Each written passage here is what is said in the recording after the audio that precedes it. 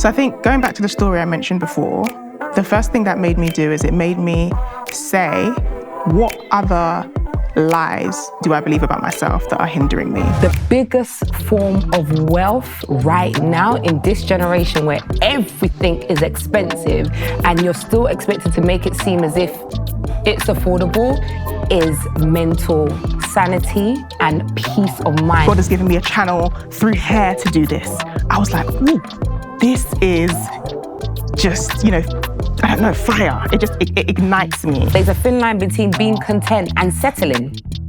There you go again. And there's a thin line between being ambitious and being greedy. Welcome to the latest episode of the Magnify Conversations. If you're new to Magnify, firstly, welcome. It's great to have you. Magnify is a platform focused on empowering ambitious women of faith to thrive in every area of our lives. I don't know about you, but I sometimes find faith can be really challenging and difficult to speak about in today's world. And that's why we've created this podcast. The Magnify Conversations are all about bringing everyday, authentic women together to discuss faith, relationships, career, whatever's kind of important that we're speaking about at the moment. My name is Ruth, and I'm the founder and CEO of Magnify. And I'm Rachel, and I'll be the host of the Magnify Conversations. So if you like this episode, don't forget to share with a friend, and most importantly, subscribe to our channel.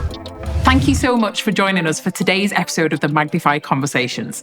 Today we're discussing ambition, contentment and money, and we're so excited to have you here as we welcome our guests, Andria Asare and Dammy St. Clair. Andria is the owner of Canny's Undiscovered Beauty, a premium hair company. She uplifts women through beautification, conducting university seminars, and being the founder of Boss Babe Brunch. Dammy is the director of St. Clair's Hair and the founder of Generation Purpose that aims to inspire and equip the younger generation to pursue their ambitions. Let's get stuck into this conversation. We're going to do some quick fire questions to begin with. So, if you want to rant, absolutely go for it, because some of these questions are going to elicit that. So we'll start with you, Dammy. What is your biggest pet peeve? Goodness me. I'm thinking if I should respect my husband and not go there and just focus on a different pet peeve. Okay. Is he your pet peeve? No. He's not my pet peeve. The fact that he's a walking tornado is my pet peeve. But, so I think I've said it. Yeah. Understood. What about you, Andria? People chewing with their mouth open or chewing loudly. I can't, in any, I have to move. I have to leave. I have to get up. So yeah. Horrendous. Yeah. What's a series that you've recently binge watched? I don't watch TV anymore. I just watch entrepreneurship stuff on YouTube. Anything that you recommend? I have a few people. Myron Golden. He's amazing. Love watching him. I don't watch TV. I just watch. YouTube series. Yeah. How about you, Andrea? There's one on Amazon Prime. I think it's called Freedom or Life After Freedom or something like that. But basically, it's a guy who got locked up for a crime he didn't commit. And he basically helped other people in prison get out of prison while he was in prison. So he studied to become a lawyer. But he was still a prisoner, but studying law and getting other people freedom just so he can get himself freedom. But then you kind of find out that you're not actually free after you're free. So it's crazy. Is it good? Yeah, it's amazing. Like, you're not going to get up. Okay, you sold me. Sorry. What was your first job? Call center, selling kitchens. First job, I think it was a hair salon. Yeah? Yeah. Starters you mean to go on? Yeah. Holy Grail skincare or makeup product, and I am so excited to hear this. It's the Laura Mercier translucent powder, but they have a new one. They have the normal one, but they have one called HD or something like that. That one is just, yeah. I'd say skincare, Estee Lauder, the synchronizing, the drop thing. Don't know what it's called, please, everyone. Yeah, oh my gosh. Yeah, your skin literally feels like butter. It's expensive, but it's superb. Does what it says it's going to do. That's what we need. And then, are you a night owl or an early bird? Early bird. Night owl, that's turned to the early bird, thanks to children. Circumstantial reasons. Yeah. Obviously, today we're going to be talking about ambition, money, and contentment. And I know it can be a bit of a complicated subject sometimes, depending on which seat you sat in. I think, especially as Christian women, we want to be giving our best and growing, but also want to be successful and do well in what we do too. And I know that can feel sometimes like an internal conflict of interest. So I would love today for us just to talk about how can those things coexist? Can we be content and ambitious at the same time? Where does money and finance sit into the middle of that as well? And I think through hearing your stories, I would love to hear more about your thoughts on that too. So we'll start with you, Dammy. Magnify, as you know, we are a community of ambitious women of faith. So you've got women who are entrepreneurs, starting their own business, or just really passionate about what they do. But then sometimes that can feel a little bit self-centered, I think. So why is it important for you that we're talking about this today? I think it's super important because as Christian women, we can have that conflict and it can maybe sometimes hold us back if we feel like we're too focused on the money, or sometimes we can feel like, how do we incorporate the two? And it can be really confusing. It can be really confusing. And if you don't have clarity on that, then I believe that in itself can hinder you. So I think it's really important to have this conversation so that women can feel comfortable being ambitious. How about you, Andria? I didn't come to this life to suffer. No, honestly, I feel like it's very important to be able to break it down, because if a woman knows what she wants, gets what she wants, and has a high level of understanding, she's automatically kind of put in there, well, you're self-centered, you're full of yourself. Does that make sense? And another thing that's important is, I'm not doing it just for me. I'm doing it so other women know that it's possible.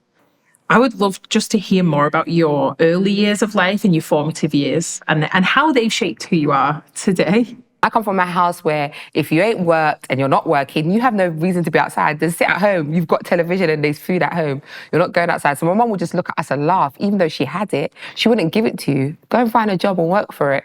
But it's not easy to find work. And for me, I've always been ambitious. I've always wanted more for myself. So I've always pushed and strived. I've always wanted to be working from early. I've never wanted to depend on no one. And that's how we've kind of been raised. Any kind of like key things in your life that have driven you to where you are now? I say 100% losing my sister is like the biggest part of my story. It's the biggest part of my life for me, because we've experienced loss. We lost our grandma, but we weren't close to her. So sounds crazy. It was normal because, you know, old people are going to die. So for my sister to be 16, someone that I share a room with, share clothes with, and I just saw you were fine. We had a conversation. And then to come back home, been called to come back home, and then been told, I'm not going to see you again. It was mental. Like I had an out of body. Do you know what I mean? I always see myself standing there and watching this. Do you know what I mean? How it happened. So for that kind of literally shaped my whole life. So I'm very big on being happy in life. Don't let outside voices kind of tell you that you can't do this, you can't do that. And knowing that my sister's life was cut short at 16, for me, that's like, God, I can wake up tomorrow and that's it. Well, how about you, Dammy? Just how have your formative years like informed your worldview now, I guess? Like, tell us a little bit of the story of you, like, just growing up and any key events, I guess, that have shaped. So I've just always been loud. As a child, I've been loud, extravagant, flamboyant, just weird. Like, I remember when my husband first started talking to me, he caught me doing lunges across campus with my friend.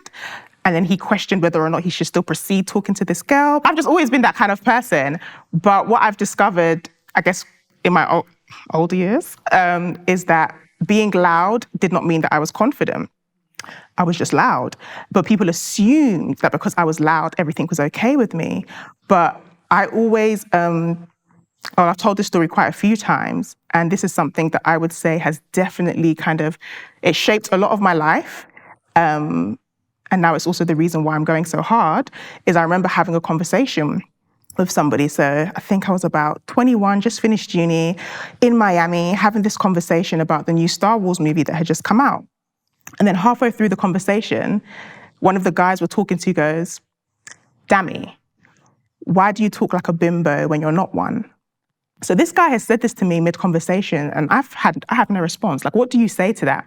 But what it did is that it told me that when I'm just talking like Dammy, just having a regular schmegular conversation, I sound like I'm unintelligent.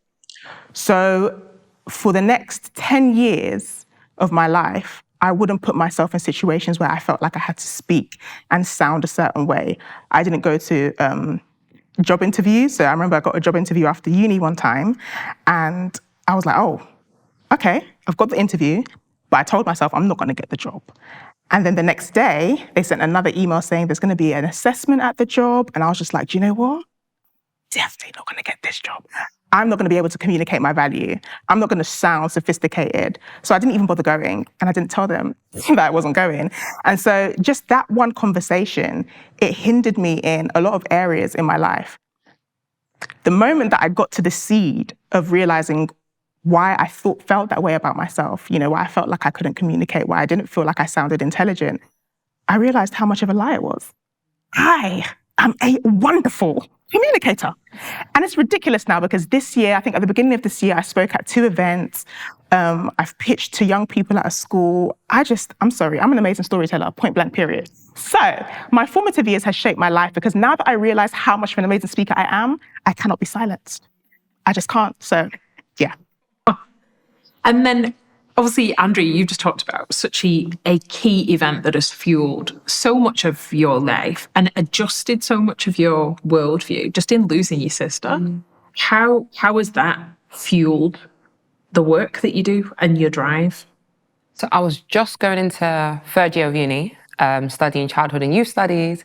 And in my head, I knew I was coming out to own my own nursery business. I wanted to own my nursery. I'd already started the groundwork.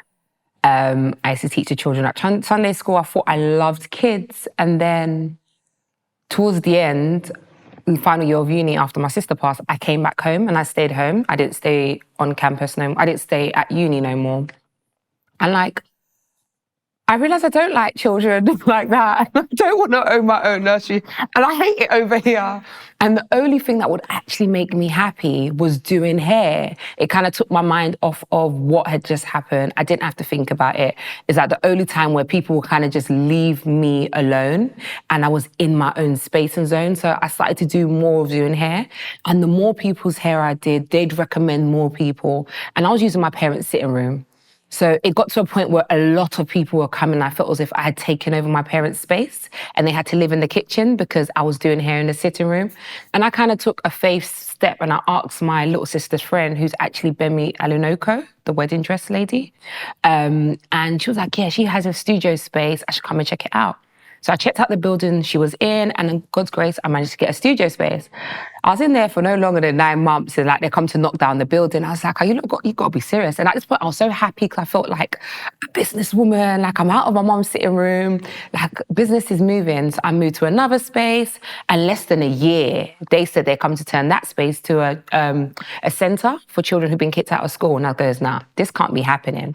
By God's grace, I got the shop front, and I've been in there for 8 years, and I can't lie, I must say it has been my sanity, but at the same time, my mental craze, because running a business is a bit of both. You love it, then you hate it, then you love it. So that's kind of been me, but it's having that thought that my sister's name can't die. That name, Canis, which is her middle name, because her name was Bernice Canis Asare, that name has to stick. And I know what it's like for my parents, for a parent to lose a child, and then to hear that name, it's got to do good things. It has to have a good ending. Does that make sense? So that's why that's my fuel, that's my drive. My children will know about you. They're going to be like, Mummy, who's Canis? And they'll know that was your auntie. The name has to carry weight. So it will carry weight, and by God's grace, I'll be the one who will make sure it carries the weight. So that's my fuel. When I'm tired and I don't want to get up, when I feel like I'm ready to quit and I'm done with being in business, that's what keeps me going, honestly. So even through that terrible thing, it's almost just shaped so differently your work life. Yeah. Amazing. Yeah. How about you, Dammy? Just in your life and experience, what kind of fuels and drives you? Have there been any key life events that you could pinpoint and say, that really was at the genesis of the start of the business or anything that you've done in your career? So I think going back to the story I mentioned before, the first thing that made me do is it made me say, what other lies do I believe about myself that are hindering me and holding me back? And so in doing that, it also helped me uncover what my strengths are. And so I feel like just purpose in itself, that's something that has really fueled me. I felt like for such a long time, I had all these limiting beliefs about myself. I didn't really truly understand what value I contributed. I didn't understand what my purpose was. And so the year that I began to focus on purpose, my God-given purpose, what has God put me on this earth for? Like, what gifts has he put inside of me? How does he want me to use them? The moment I kind of understood that, I was able to channel that energy into my business. I'm in the hair industry. I've been in the hair industry for many, many, many years, but I would say it's only in 2022 that I really understand how my passion for hair is going to impact the world. Whereas before, it was just like, I'm doing hair, it feels really superficial. Okay, because it felt very superficial, I didn't have fuel and energy to constantly put out content of hair looking good and beat in my face and posing for the camera. Like, that stuff didn't fuel me.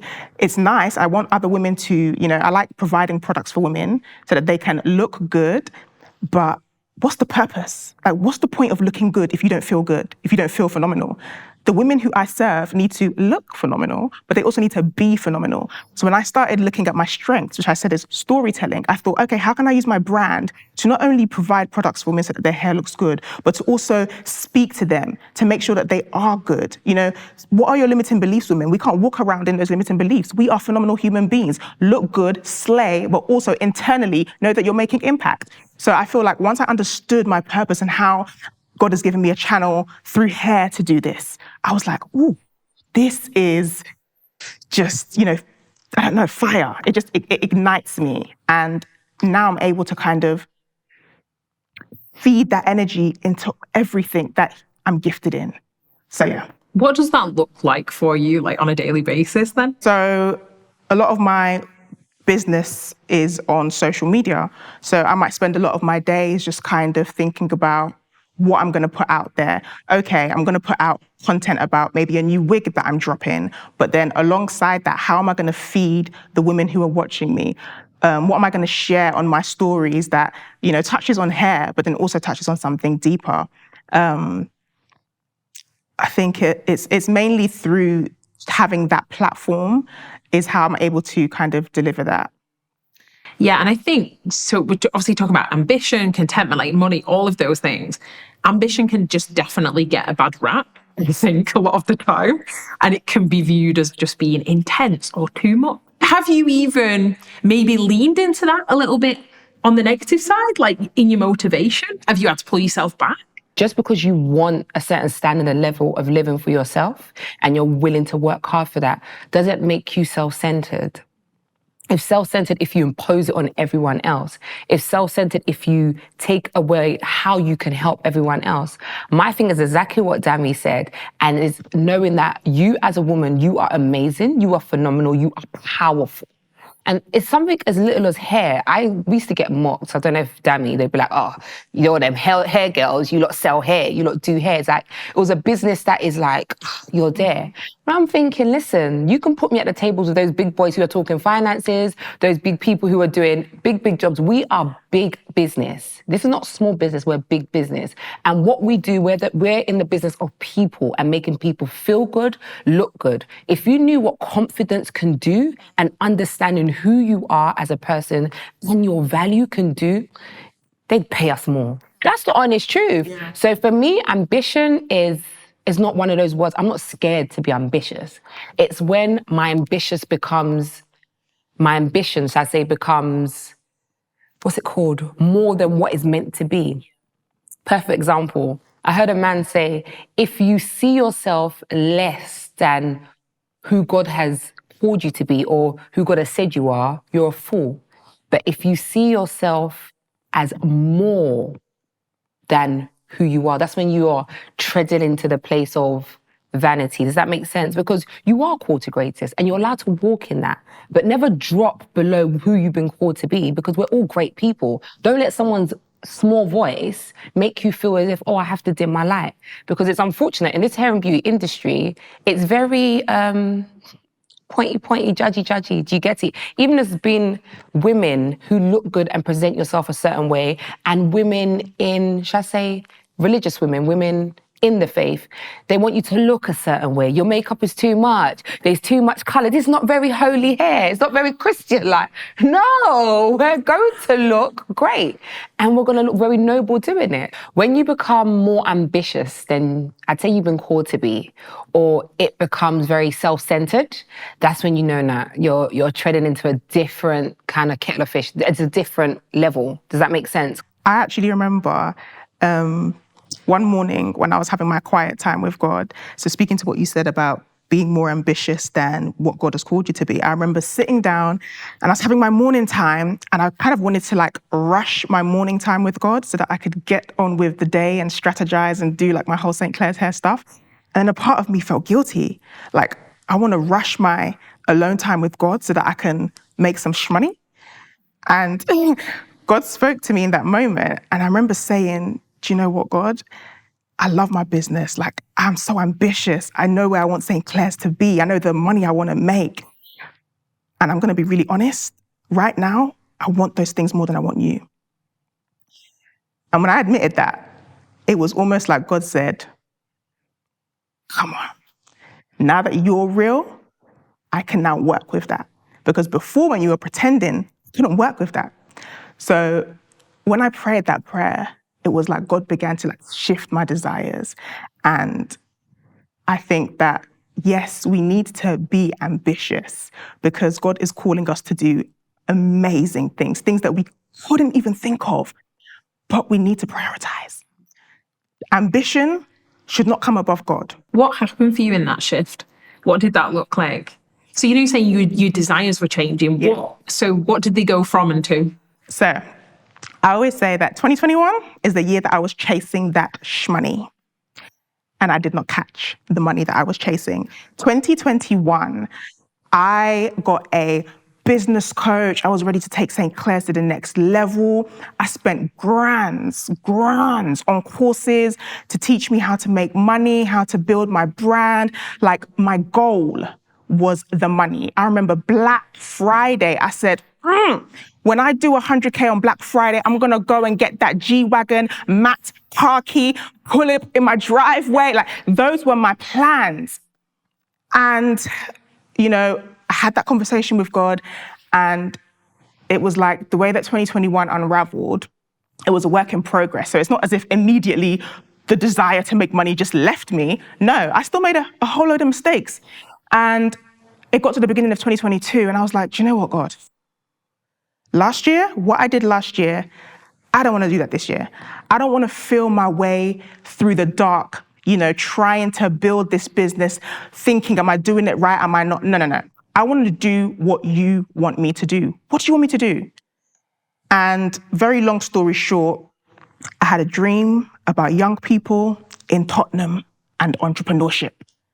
And I said, God, I've asked for clarity on what you want me to do this year. What's my purpose this year? And you're showing me young children. What does this have to do with hair?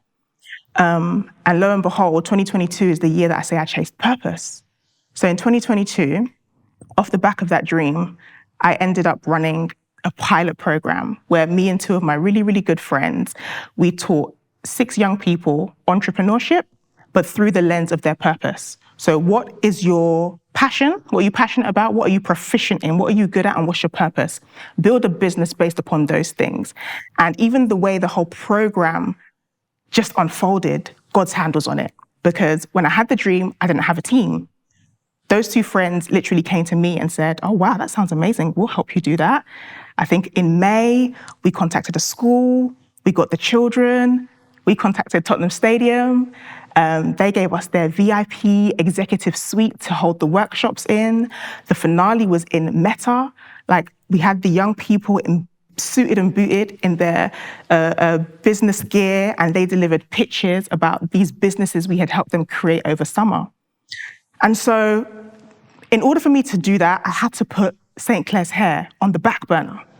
But it didn't make sense, especially to a lot of people. They were like, oh, you're always just, focused on so many different things, focus on one thing. And I was just like, no, I believe this is what God has called me to do this year. So I put my business on the back burner and I put God's business first. So this program ended in August, on my birthday, actually. That was the finale. And I believe it's because it happened on my birthday because that's what I was born to do. But right after that, September, my monthly revenue, and I'm very open with numbers, so I don't really care. On average, I was doing like 5K a month throughout the whole of the year. September, 10K. I said, oh, interesting. October, 20K. I said, oh, swear, like, is this really happening? November, somebody who I had contacted to be a part of the program that I put together with my friends, messages me and says, oh, are you running ads? I was like, no. Long story short, he ended up giving me 5K to put into my ad spend for St. Clair's hair. And I remember I cried that day because if I hadn't followed what I believed God was calling me to do, I wouldn't have been on that person's radar for them to hit me up and say, here's 5K, don't pay me back. Put it into your ad spend. I think it's going to do something good for you. So that November, it was 33K. And I was just like, wow. And in the space of 6 months, I generated 100K, but I did not focus on the money. And so that just really showed me, and it put into perspective that scripture, seek first the kingdom of God and all these things shall be added onto you. Because the year I chased purpose, all these things were added onto me. And the money wasn't even the best part. It's the fact that I was obedient and I could see the impact that what God has called me to do is going to have. So, yeah. It's our privilege to have these meaningful conversations, and we hope you're enjoying them. As a registered charity, it's thanks to our generous donors and partners that we're able to bring the Magnify conversations to you, and we know there is so much more ahead. If you've been impacted by any of the chats we've had with these amazing women and want to continue seeing them, why not consider supporting us? You can find out how to by visiting www.magnifycollective.com/donate. And then financially giving in any way you feel led to. We're so grateful to you for being with us in this season, and we hope you find real value in this episode. Would you say now that's had a big impact on, when God maybe asks you to do something else or gives you a vision for something new, that you think you're able to step forward a bit more quickly, just knowing that, maybe not, but just knowing that obedience was a massive key for you internally? It looks like a backward step, but it was actually a step of obedience in the right direction. So, and here's the thing about human beings. I feel like we forget very quickly and we're stubborn. But eventually, so I'd say when it comes to making decisions now, yes, it's a bit easier to do what doesn't make sense, but it's still a struggle. And I shared this morning that I felt like God said to me a few weeks ago, stop running ads. I was like, the ads that are doing a 3x return. And then I remember feeling a bit conflicted. What do I do? What do I do? And so I didn't know what to do. But I know that because I submit everything to him, because he's my CEO, I just knew that whatever he wants to happen shall happen. And so 3 weeks after I heard that, somebody hacked my ad account. And so I had to stop running ads. So the way I see it is, when you you put your plans or your life in God's hands, he will just direct your path.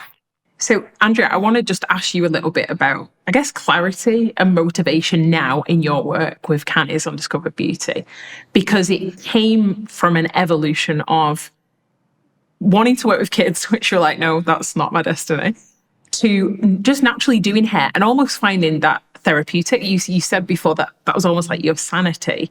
What kind of perspective and clarity do you have in your work now? I guess in a similar way to Dammy, like she's found a real purpose that's beyond just making people look good, making people feel good. What's that like for you? What kind of clarity do you have now in your work? For me, it's ever changing, but I'd say just like Dammy said, in regards to purpose, I didn't really get my purpose even when I started the business and it made sense and I felt happier, well, I was getting to a point where I felt happier, it still I didn't know what my purpose was. And I feel as if where it became clearer in regards to what my purpose was, when women will come and do their hair and I'd hear their story, and it's like, by the time you're done, then you feel as if, oh, well, I've slayed your hair. You look great. You feel great. I got a hug. I got a tip. But then it's the after effect of you get a message like, because of you, I didn't end my life today. I literally came to you and I felt suicidal. I've been down. You gave me courage. You get another lady saying that I've been in an abusive relationship because of the words you've spoken to me. I'm not going back to that. It's crazy. I always say, as a hairdresser, if you touch someone's head and when you're blessing people, you need a higher calling that's also on you, because you see this thing about when they're talking about energy, it's a thing, like spiritual, we're spiritual beings, do you know what I mean? So that's when I started to realize, wow, like, I didn't know I had so much wisdom. I didn't know. Like my mom would say, I didn't know you had sense. You know? So that's when I kind of feel as if, wow, as much as I thought it was doing hair, making people feel good, but it's not even that. You're speaking life into people. Do you know what I mean? Like, you're making people feel alive again. And it's crazy. Someone will say that, yeah, but you just do hair. No, we just don't do hair. You need to sit in our chair or be in that room and understand that someone came in with a problem and left with an answer to their problem. And that's when I realized that is what my purpose was to be. And the only way I can do that is staying knowledgeable and doing things like reading book, being around other women, like knowing that when it gets hard, I'm not the only one. It's getting hard for all of us. When life is life, it is life for us all. So that's when I started investing in myself besides just doing hair. And I always say, you have to, as much as people are very quick to say, yeah, but you're doing too much. But I'm learning so much as well. And I'm learning what I like and what I'm capable of doing and where I need to be pushed further into. So yeah. Purpose, I always say your purpose comes in what you do, but it doesn't look like what you do. Does that make sense? Yeah, so, yeah. It's amazing. I think like so much of how, for both of you in your own stories, God has almost, he's not dampened or changed your ambition, but actually channeled it into something different. But that's come through an act of, I guess, obedience, first of all. I would love to know, Dammy, really practically, when you felt God was showing you that vision and you were like, this is nothing to do with hair, and you made that jump. At that point, you obviously didn't know that your business was going to thrive. In fact, it would probably appear to you and everybody else that's then disappearing backwards. Yes. What was that like for you in your own mind? When you're just thinking about money, just straight facts, like, what is this going to mean for me now? Because that was a secure position, a relatively secure position you were in, and you were going to something that was really unknown. What was that monologue like for you, just around finance at that time? So I think I've always seen, just throughout my life and even in my business, that God always comes through. Like, he always provides for me. So in terms of making that pivot or that shift, I did think about how is this going to affect my business, but I never felt like, oh my gosh, I'm going to become destitute and not be able to like feed my children or anything like that. So practically, I mean, I asked for it. I said, show me what you want me to do this year. So I wasn't going to let him show me and then just kind of bounce because of money. So yeah, I just feel like he's always been my provider. Like, I remember there was a time when he wanted me to focus on writing my book. So I have a book called Hair Growth, Self-Growth. And it's related to hair, but it's also, has faith.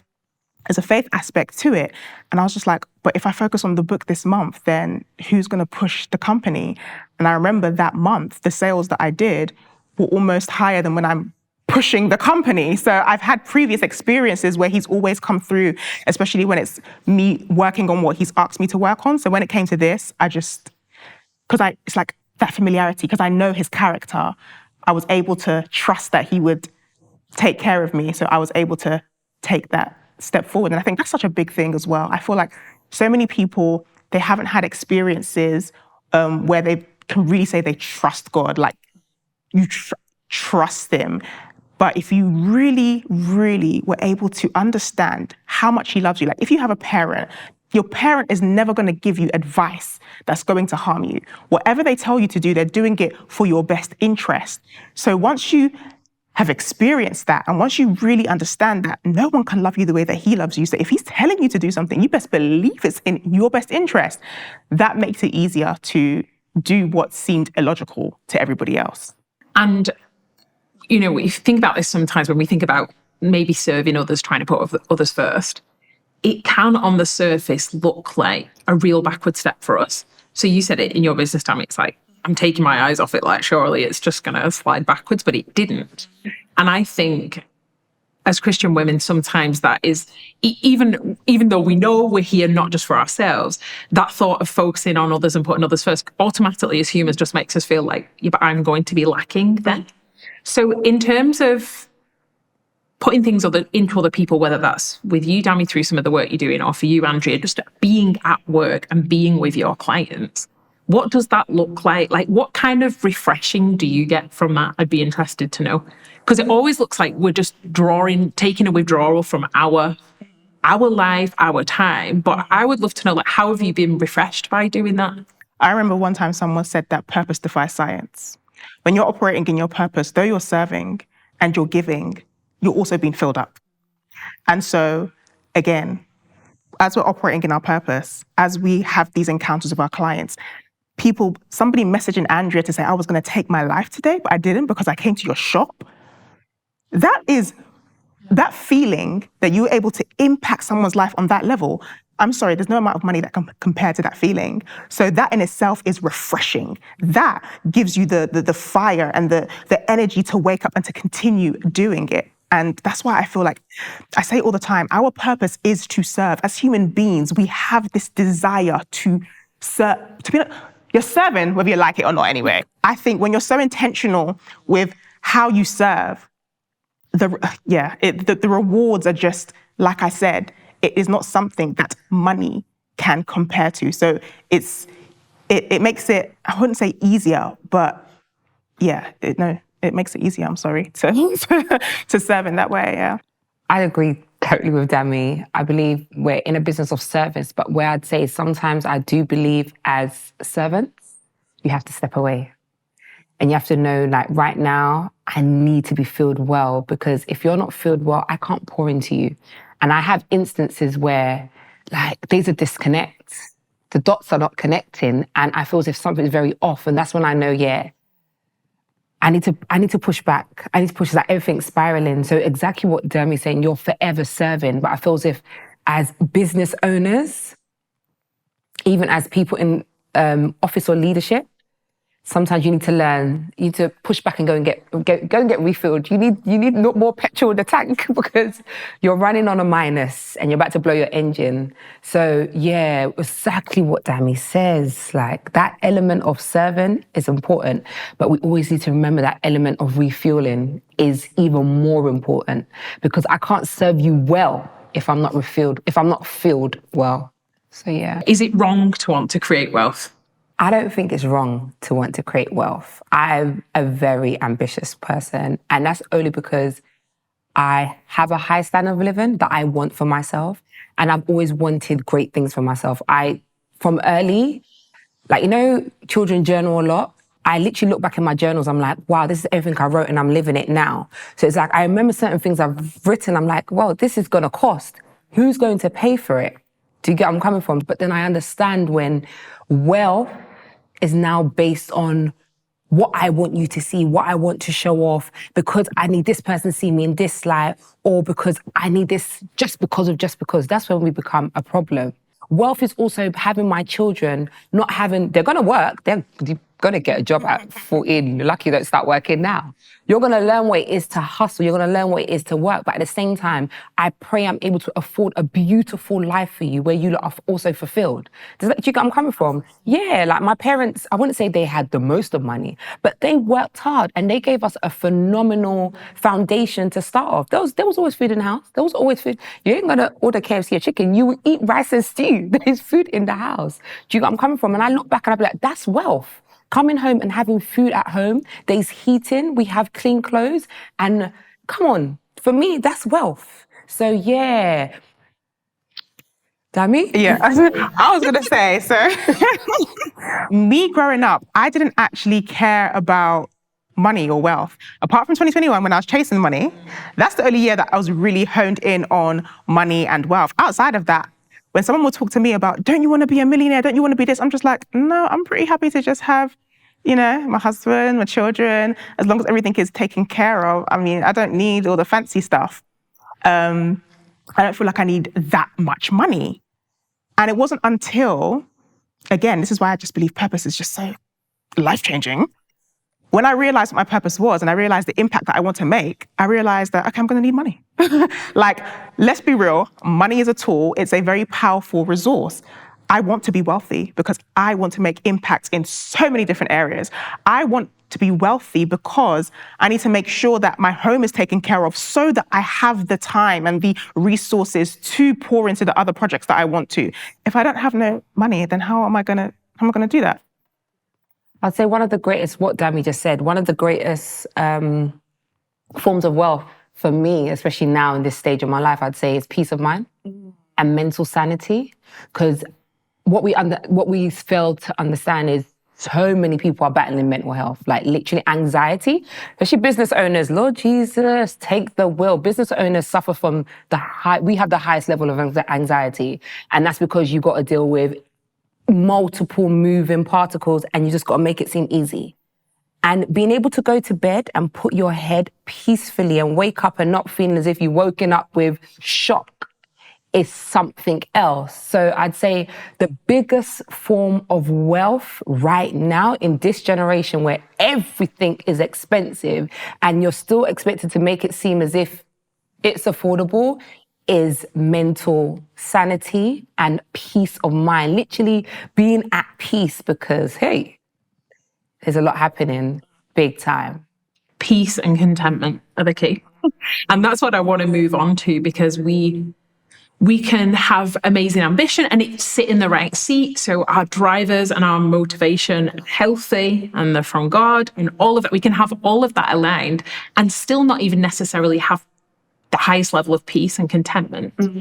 I know in the Bible, in the New Testament, Jesus says, he asks a question, what good is it if you gain the whole world but lose your soul? Mm-hmm. And I guess it's ambition at what cost? Mm-hmm. And so how do you both keep a sense of peace and contentment? Like, is it possible to be ambitious and still content? I think it's a discipline, because I think as ambitious women, you also need to be disciplined and know when your ambition needs to like just kind of chill for a bit. Like as ambitious women, we have to be very, I'd say disciplined and kind of like keep the ambition, not on a leash to hinder it, but know when your ambition is just doing a bit, too much so that you can have that peace. Yeah, how does it find its rightful place in the midst of everything else? Yeah.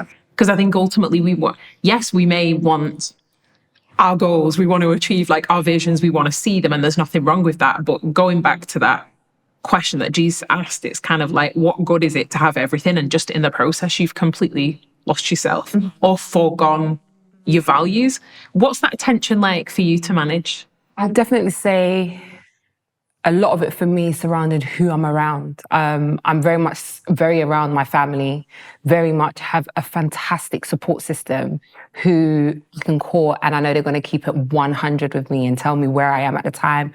My husband is like next to none in order of keeping it real and telling me, "Nah, Andria, you messed up. No, you're not doing that. Yeah, it makes sense. Go ahead. You've got my full support.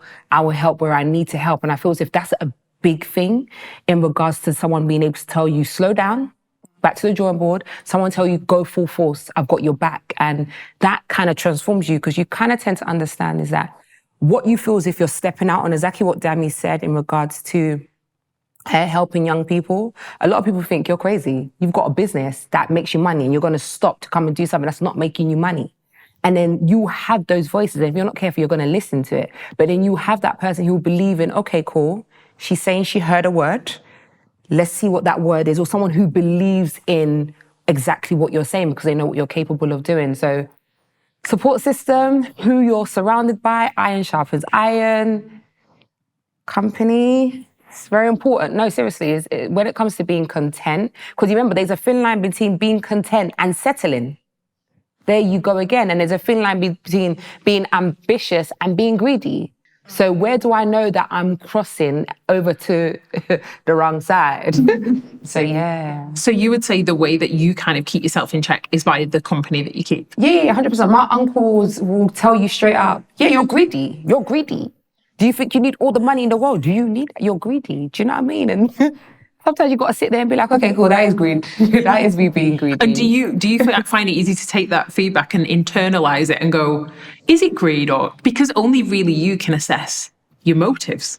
You see, exactly what you said, only you can assess your motive because only you know exactly why you're doing it. And only you know the true story like your life story. Do you know what I mean? I'm showing you what I want you to see, but it's not until I go home, whether I'm crying or I ain't got no food in the fridge or, do you know what I mean? That's the back end of the story. So only you truly know. But sometimes it just takes that one person to drop a word and you're realizing, yeah, I am being greedy. Or to be like, no, I can't do this. This is within my means and more. I'm allowed to think bigger. I'm allowed to go bigger. And if I'm being honest, if I would have listened to a lot of the voices when I started business, I wouldn't have been in business. I've been called over-ambitious. I've been called, we've got a word that says you're too no, which basically means you're too much, you do too much. You see when you're saying the guy was like, oh, you're loud, I've been called all of those things, but it's crazy. When you come across women in leadership and women who own businesses or own things, or I say powerful women, these are kind of words they're very familiar with or heard before, but you kind of silence those words and still work on purpose. And those same people who called you those words will turn around and message you privately and be like, wow, you're doing so amazing, I'm inspired. All of that said, sometimes our ambition can be a way of masking, I think, sometimes more painful realities. You were saying about like staying up till 2 a.m., Dammy, and like working hard. How do you keep yourself in check that you're not avoiding the important signs of your internal world? Say things maybe are not 100% in your relationships or just your relationship with yourself. How do you keep in check that your ambition isn't kind of taking first place above your mental, emotional, and spiritual health? I'm always constantly making sure or checking the motive behind what I'm doing. So sometimes I can have a plan. I could have a session with God and, I've been speaking in the spirit and written down what I feel like he said to me. And I'm like, okay, cool. So this is the plan. And then 4 weeks later, I can start doing something else. And what I'm doing is now taking up more of my time. It's taking me away from my children. It's causing me to stay up late. Then I have to sit back and say, okay, but hold on. What's the motive behind this new shiny thing that I've decided to do? And if I get to the root and I realize that the motive is money, I remember, because I've already chased money before and I've seen where it got me, that money should never be the motive. The motive is impact, is purpose, is, operating in my purpose. That should be my focus. So for me, it's just always constantly checking what is the motive behind this action that I'm doing. And then if I'm not happy with what the motive is, then I have to adjust. Yeah. Have there been any times for you where you feel that your ambition has driven you too far? And then if so, how have you managed to pull it back? I think that there's been different spurts within my business, my journey of being in business. And one of them was when I'd answer calls at any given time because I need to make sure we're booked and certain targets are met. And it got to a point where I was exhausted and people have you on the phone after 10 p.m. and they're telling you their life story. No, just book. And that's when I had to stop and literally be like, no, this is out of order. People go to work 9 to 5 or know they have to do something 9 to 5 o'clock. So it meant that I had to get the phone out of my house because I lacked discipline. So I'd still take those calls to make sure it was me some bookings. And then I had to get to a point where literally I'd switch off the phone when it's home time. Like I'd have to switch off doing certain things where I know like Monday, I'm a housewife. I'm a wife today. So I'm going to cook, I'm going to clean, I'm going to serve my home. Don't talk to me about bookings. Don't talk to me about systems. Like I'd had to set apart days where I'm not thinking about work or thinking about business because that's all I want to do, because I know what I want for myself. And for me, that's when you know you're kind of crossing the line, because my husband might not say anything, my kids might not realize, but later on down the line, I'm going to be like, oh my gosh, I missed all these things. And you know when you hear people dropping them sly comments like, oh yeah, I get to see my kids, oh my gosh, they do this, and I take them to the park, and I'm thinking, I'm not interested in that. So sorry. I had to literally tell myself, no, it's too much. Do you get where I'm coming from? Yeah, I think, and I can speak to that. It is so hard. Sometimes I feel like, am I a bad mother? I want to just sit in my office and strategize. And I don't think I've ever had a situation where I've been in that space so much that something, I don't know, detrimental has happened. But my mum is always there to keep me in check. So she comes and she helps me with the girls for about 3 days of the week. And so I remember there was a time when obviously I was in ambitious mode. So I wasn't trying to cook. Who is trying to cook? So there was no food in the fridge, or I think there was no like baked beans or just like basic stuff. And I remember she came up to me, she was just like, there's no egg, bread, beans. And she was just like, oh, there's just certain things that you should just have in the house. And I was just like, oh, but you know, I'm busy, I'm trying to do this, I'm trying to do that. She was just like, so? And I remember she said, don't use your hands to tear down the things that God has blessed you with. And I was just like it hurt at the time, but I just didn't say nothing. I just went back to my office and carried on working and was just like rolling my eyes at her, even though I would never roll my eyes in front of her. But it really spoke to me, and I was just like, rah, so you're just so ambitious that now your mum has got onto you because you haven't cooked, you know, you don't have basics in the house. As annoying as what she's saying is, it's true. Like, you're working so hard that you've neglected these kind of things. And I mean, I'm not saying that just because, you know, you're a wife or a mother, you have to be the one to cook or you have to be the one to do the grocery shopping. But I don't think that your ambition should take such precedence that you haven't counted for those things. So if it's getting a cleaner because you don't want to clean, or if it's getting HelloFresh that you don't have to think about the grocery shopping, have things in place. So I think my mum's always kind of just been there to kind of reel me back in, because like Andria, my husband won't say anything. Like, he'll see me in Dammy land and he'll leave me to do what I'm doing, but he won't necessarily say, you're taking the mick now. So thank you, mummy. And for many women hearing this, you know, they will also be ambitious and like dealing with some of these tensions that we're dealing with. What would be your biggest piece of wisdom to them from your experience? Learn to turn down the voice of naysayers and learn to be still and hear. It's as simple as that. Don't underestimate the power of your inner thought, because it knows what it's saying to you. So, yeah. I think for ambitious women out there, I think the first thing would be take some time to get to really know who you are. Know what your purpose is, know what you're good at, know who you want to impact. And once you've done that, show up at 100% as your authentic, confident self. Like, it's so important. God made each of us individually and uniquely for a reason. There is a way that we are going to deliver something to the world that nobody else can do it the way that we do. So I think once you've understood what you've been called to do, doing it as your authentic self and not allowing what you're seeing to influence too much, you know, how you show up, I think is so important. So, yeah. Yeah.